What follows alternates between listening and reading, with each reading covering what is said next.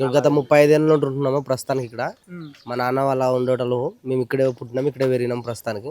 ఇప్పుడు నాకే 32 సంవత్సరాలు ఉన్నాయి ఇప్పుడు. హ్మ్. కాకపోతే నేను చిన్నగా ఉన్నప్పుడు తీసుకొచ్చినాడు మా నాన్న. హ్మ్. ఇక్కడే ఉంటున్నాం ప్రస్తుతానికి, ఇక్కడే చదువుకున్నాము. చదువుకున్నా కూడా 9th క్లాస్ వరకు చదువుకున్నా. నాకు నా ఆర్థిక స్థోమత వల్ల చదువుకోలేదు. హ్మ్. తర్వాత అదే ఏదో చెత్త పని చేసుకుంటూ ఇప్పుడు జీవనోపాధిగా కేసీఆర్ ప్రభుత్వంలో మాకు స్వచ్ఛ ఆటోలు ఇచ్చినాడు. హ్మ్. ఆ పని చేసుకుంటూ ఇక్కడ జీవనోపాధి గడిపేస్తున్నాం. హ్మ్. దీనికి తోడుగా ఏమైందంటే వీళ్ళు ఇక్కడ ఎక్కడో అది గెలిచినాం, మా నాన్నమ్మోళ్ళది, మా అమ్మోళ్ళది, మా అమ్మమ్మోళ్ళది అని చెప్పి వాళ్ళు బెదిరించారు మొన్న ఒక 5 మందిని పిలిచి. హ్మ్. మేము కొద్దిగా వాళ్ళు అమౌంట్ కూడా చెప్పలేదు కానీ నోటితోటి ఇంతని అది ఇది మీరు ఏదన్నా మేనేజ్ ఏమన్నా చేయగలరా అని అడిగారు. హ్మ్. మేము దేనికి ఏదో ఒప్పుకోలేదు. మా పెద్ద మనుషులు ఉన్నారు, మా దగ్గర అంతా కుటుంబాలు అన్యాయం అయితే మేము 5గురు 4గురు కాదు ఇది.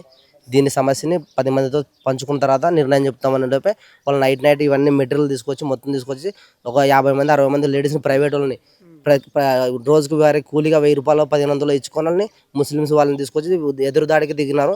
మా ఆడవాళ్ళు పొద్దున్న పిల్లల్ని స్కూల్కి గిల్లుకి తయారు చేయడానికి పంపించిన తర్వాత విధుల్లోకి వస్తారు మా దగ్గరికి. వాళ్ళు ప్రస్తుతానికి ఏం చేసినారంటే ఆ టైంలోనే ఇట్లా వచ్చినారని తెలుసుకుని వాళ్ళంతా ఎందుకు చేస్తున్నారని అడిగేసరికి వాళ్ళతోటి చెప్పులతోటి రాళ్ళతోటి వాళ్ళు నడిపి కింద బడుగు బలహీన వర్గాల కింద అట్టడుగు ఉన్న వాళ్ళు ఎస్సీ ఎస్టీ బీసీ వాళ్ళు ఉన్నాం కింద. ఇట్లాంటి వాళ్ళని ఎక్కడ బతికినడానికి లేకున్నట్లు వాళ్ళు ఒక దౌర్జన్యానికి దిగుతారు. ఆయన పేరేం పేరు అది బిల్డరు అన్న ఏం పేరు అన్న రాజా బిల్డర్ అనే ఆయన. దాని గురించి ఏదో మేము గెలిచినాము ఇది అన్నట్టు మేము కూడా స్థానిక ఎమ్మెల్యేతో కలిసి సార్ ఇది మా పరిస్థితిని మొరబెట్టుకుంటాం. గత 15 ఏళ్ళ నుండి శ్రీనివాస్ యాదవ్ గారే ఎమ్మెల్యే కొనసాగుతున్నాడు ఇక్కడ.